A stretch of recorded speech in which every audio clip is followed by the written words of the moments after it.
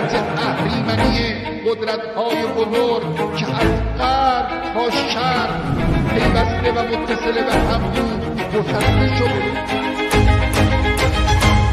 سردار شهید عزیز ما رو با چشم یک مکتب نگاه کنیم.